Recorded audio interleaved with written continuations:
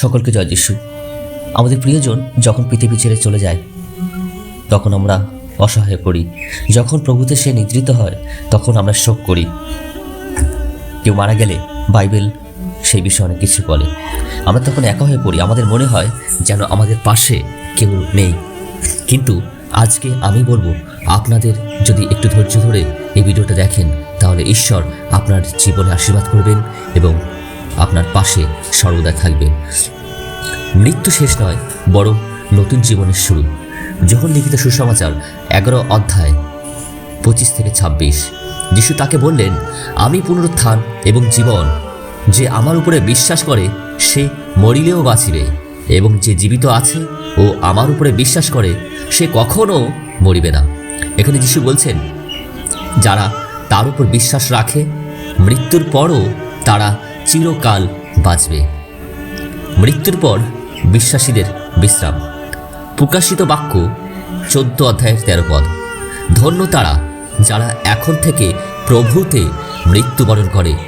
আত্মা বলে, হ্যাঁ, তারা তাদের পরিশ্রম থেকে বিশ্রাম পাবে, কারণ তাদের কাজ তাদের অনুসরণ করে। ঈশ্বর বিশ্বাসীদের মৃত্যুকে বিশ্রামের মতো মনে করেন, যেখানে তারা আর কষ্ট পাবে না। শোকগ্রস্তদের জন্য সান্ত্বনা বাক্য। প্রথম থিসলনিকীয় 4 অধ্যায়ের 13 থেকে 14।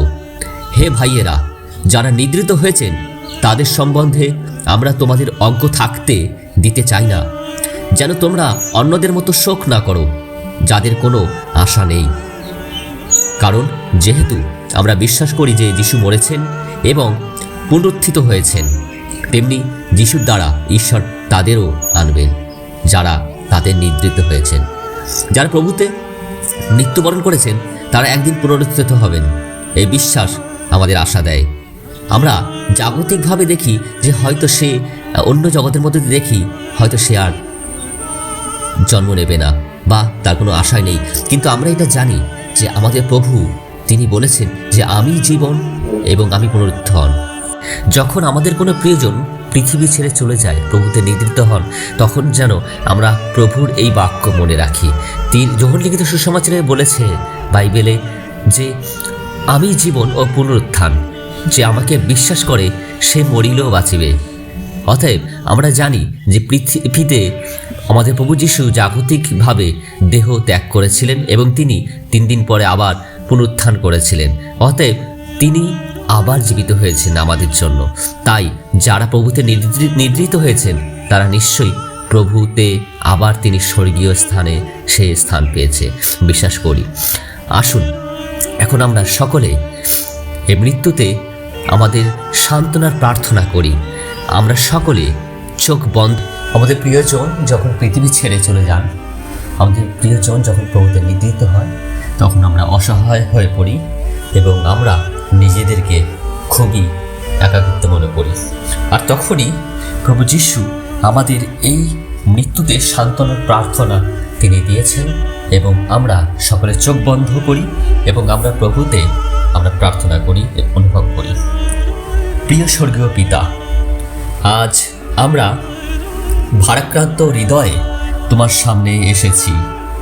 আমাদের প্রিয়জন এই পৃথিবী ছেড়ে তোমার কোলে ফিরে গেছে।